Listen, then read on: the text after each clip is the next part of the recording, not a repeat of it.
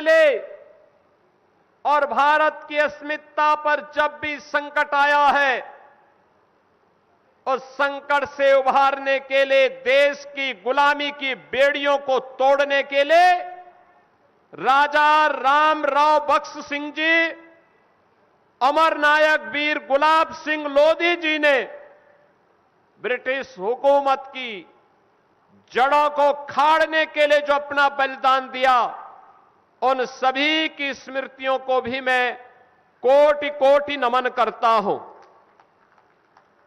हमारा उन्नाव जनपद साहित्यकारों की पावन धरा भी है। पंडित प्रताप नारायण मिश्रा, पंडित सूर्यकांत त्रिपाठी निराला जी, डॉक्टर शिवमंगल सिंह सुमन जी, बाबू भक्तिचरण वर्मा जी, डॉक्टर रामविलास शर्मा जी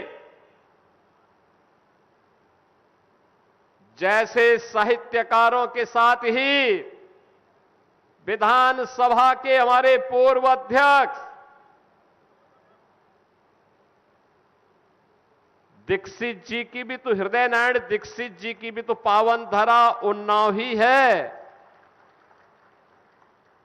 और इसलिए बहनों और भाइयों, इतनी पावन और समृद्ध आध्यात्मिक साहित्यिक क्रांति की धरा को मैं कोटि कोटि नमन करता हूं।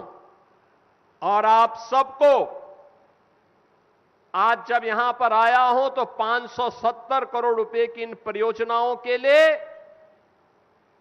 यहां के लोकप्रिय सांसद जी को, दोनों विधानसभाओं के लोकप्रिय विधायकों को, उन्नाव जनपद के सभी जनप्रतिनिधियों को और सभी पदाधिकारियों को विकास में रुचि लेने के लिए हृदय से धन्यवाद देते हुए पूरे उन्नाव जनपद वासियों को मैं इन योजनाओं की हृदय से बधाई देता हूं। बहनों और भाइयों, मैंने पिछली बार आकर के कहा था यहां पर, जब यहां की पीड़ा थी, स्वामी जी ने जब कहा था कि एक और लखनऊ दूसरी ओर कानपुर, उन्नाव बीच में अपने आप को उपेक्षित महसूस करता है, तब मैंने कहा था कि उपेक्षित नहीं होगा। विकास की हर योजना अब हमारे उन्नाव में भी आएगी, उन्नाव उसके साथ जुड़ करके रहेगा और उन्नाव की उन योजनाओं को ध्यान में रख करके आज तो उन्नाव की कनेक्टिविटी जहां से भी देखो 4 लेन की हो गई है और गंगा एक्सप्रेसवे की शानदार यात्रा कैसे होती है। उन्नाव का व्यक्ति अब चाहे तो लखनऊ को बाईपास करके सीधे दिल्ली भी जा सकता है और प्रयागराज भी जा सकता है। कानपुर के लिए भी अब लखनऊ से एक ग्रीनफील्ड एक्सप्रेसवे भी बन रहा है और उन्नाव की कानपुर की कनेक्टिविटी को दूर करने के लिए, कनेक्टिविटी की समस्या का समाधान हो सके, इसके लिए गंगा नदी में अतिरिक्त ब्रिजेज की जो मांग की गई थी, हमने कहा जितना चाहिए देंगे, पैसे की कमी नहीं होने देंगे, उन्नाव को पिछड़ने नहीं देंगे। आज वह भी आपको यहां पे प्राप्त हुआ है और आज मैं आपको बताने के लिए आया हूं, डिफेंस मैन्युफैक्चरिंग कॉरिडोर में भी और गंगा एक्सप्रेसवे पर यहां पर एक इंडस्ट्रियल क्लस्टर डेवलप हो सके, इसके लिए भी हम लोगों ने उन्नाव जनपद में जमीन अधिग्रहण की कार्रवाई पूरी कर दी है और तेजी के साथ नए उद्योग अब उन्नाव जनपद में लगेंगे। यहां के नौजवानों को यहीं पर रोजगार प्राप्त होगा। बहनों और भाइयों, हम सबको इस बारे में ध्यान रखना होगा। आज हम सब नए भारत के नए उत्तर प्रदेश में रह रहे हैं, एक बदलावा प्रवेश। प्रधानमंत्री मोदी जी के यशस्वी नेतृत्व में नया भारत दुनिया के अंदर सिर उठा करके गौरव के साथ चलता है। भारत के सामने अब पहचान का संकट नहीं। याद करिए, जब दुनिया आर्थिक मंदी के दौर से गुजर रही थी,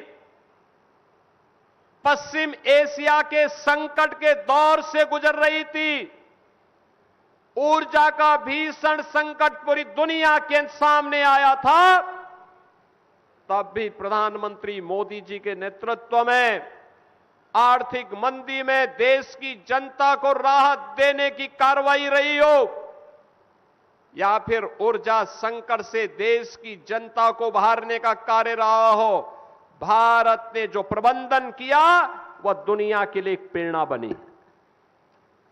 अकेला भारत है जो इन दोनों चुनौतियों का बखूबी सामना किया, अन्यथा इस समस्या को देने वाला अमेरिका स्वयं महंगाई से त्रस्त है।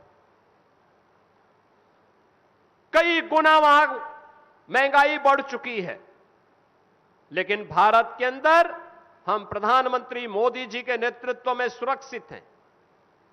आस्था का भी सम्मान हो रहा है और अर्थव्यवस्था को भी मजबूती के साथ आगे बढ़ाया जा रहा है। देश की सुरक्षा को पुख्ता इंतजाम किया जा रहा है। देश की सुरक्षा के साथ कोई खिलवाड़ नहीं हो सकता। आंतरिक सुरक्षा में सेंध लगाने वाले नक्सलवादियों को, आतंकवादियों को, उग्रवादियों को उन्हीं की भाषा में जवाब दे करके भारत की ताकत का एहसास करवाया जा रहा है। समाज के प्रत्येक तबके के लिए योजनाएं बनी है। प्रधानमंत्री जी ने कहा है, देश के अंदर 4 ही जातियां हैं, एक गरीब है, एक अन्नदाता किसान है, एक महिलाओं की है और एक युवाओं की है। और इन सब को ध्यान में रख करके योजनाएं बन रही हैं। नौजवान के लिए रोजगार, किसान, अन्नदाता किसान के चेहरे पर खुशहाली आए और शासन की योजना का लाभ मिल सके, इसके लिए कार्यक्रम चल रहे हैं। मिशन शक्ति के अंतर्गत नारी गरिमा की, सम्मान की रक्षा करने के साथ ही नारी की सुरक्षा, उनके सम्मान और उनके स्वावलंबन के कार्यक्रम बखूबी संचालित हो रहे हैं। ये सभी कार्यक्रम युद्ध स्तर पर आगे बढ़ रहे हैं। बहनों और भाइयों, गरीबों के लिए योजनाएं कैसे चलनी है, आज आप देख रहे होंगे। प्रधानमंत्री आवास योजना या मुख्यमंत्री आवास योजना के लिए किसी भी गरीब को किसी के सामने हाथ फैलाने की नौबत नहीं होती है। अधिकारी उसके घर में जाकर के बताते हैं कि भाई आपका चयन हुआ है, आपको ये स्वीकृति दी जा रही है। पहले गरीब थक जाता था, लेकिन उसको शौचालय तो मिलता ही नहीं था, उसको आवास मिलने की बात भी नहीं थी, पैसा दे करके, घूस दे करके भी नहीं मिलता था। आज बिना सिफारिश के उसका आवास उसको मिल जाता है, बिना सिफारिश के रसोई गैस का कनेक्शन मिल जाता है, बिना सिफारिश के उस गरीब को राशन मिल जाता है, बिना सिफारिश के वृद्धजनों को वृद्धावस्था पेंशन, निराश्रित महिलाओं को निराश्रित महिला पेंशन, दिव्यांग जनों को दिव्यांगजन पेंशन का लाभ मिल रहा है और बिना सिफारिश के हर गरीब को 5 लाख रुपए की आयुष्मान भारत की सुविधा प्राप्त हो रही है। आप मुझे बताइए, जो कार्य डबल इंजन सरकार कर रही है और मात्र 9 और 12 वर्ष में करके दिखाया है, यह कार्य कांग्रेस और समाजवादी पार्टी के नेताओं को करने से, उनकी सरकारों को करने से किसने रोका था? लेकिन वे क्षमता नहीं थी उनमें, क्षमता विहीन थे, भ्रष्ट थे, अपने परिवार के बारे में केवल सोचते थे, गरीब के बारे में नहीं सोचते थे। उनके लिए गरीब का मतलब केवल 2 परिवार थे, कांग्रेस के लिए केवल गांधी परिवार, नेहरू परिवार था, नेहरू गांधी परिवार, और समाजवादी पार्टी के लिए सिपाही परिवार। बाकी उससे बाहर उनकी सोच ही नहीं थी। उससे बाहर वे किसी के बारे में सोच भी नहीं सकते थे। अगर कोई गरीब आवाज उठाता था तो उसकी आवाज को दबा दिया जाता था, और कोई राजनीतिक दल आवाज उठाता था तो इनके गुंडे और इनकी माफिया न केवल उनकी आवाज को बंद कर देते थे, बल्कि व्यापारियों का अपहरण करके पूरा तांडव करते थे। बहनों और भाइयों, जब सत्ता पोषित इन माफियाओं के कारनामों को मैं देखता हूं तो मुझे रामायण याद आने लगता है कि रामायण काल में खर, दूषण, मारीच और सुबाहु ऐसे रहे होंगे जैसे सपा और कांग्रेस के समय में माफिया राज था। माफिया राज था। आप सोचिए, आपने कभी समाजवादी पार्टी के नेताओं को या कांग्रेस के नेताओं को किसी गरीब के लिए आंसू बहाते हुए देखा है? नहीं। इनके आंसू बहते हैं माफिया के लिए। माफिया के मरने पर ये लोग आंसू बहाते हैं। गरीब की पीड़ा के प्रति इनकी कोई संवेदना नहीं है। गरीबों के प्रति ये संवेदनहीन बन जाते हैं। गरीबों का इन्होंने शोषण किया है। आजादी के बाद सर्वाधिक समय तक इन लोगों ने देश के अंदर शासन किया, लेकिन देश और प्रदेश को दुर्गति के गर्त में ढकेलने में और पहचान के संकट तक पहुंचाने के लिए ये दोनों दल बराबर के जिम्मेदार हैं। और इसीलिए आज जब मैं इनके दोहरे चरित्र को देखता हूं, मुझे हंसी आती है। जिन लोगों ने पहचान का संकट दिलाया, वे लोग आज उपदेश देते हैं। जिन लोगों ने प्रदेश को माफिया राज में तब्दील कर दिया था, जिन्होंने प्रदेश को दंगाग्रस्त बना दिया था, कर्फ्यूग्रस्त बना दिया था, पर्व के पहले उपद्रवग्रस्त बना दिया जाता था, वे लोग आज उपदेश दे जा रहे हैं। वे उपदेश दिए जा रहे हैं। उपदेश देते हुए वे थकते नहीं हैं। तनिक भी लज्जा होती तो दूसरों को नहीं, अपने कार्यकाल को देख लो उठा करके, पता लग जाएगा कितने गहरे पानी में हो।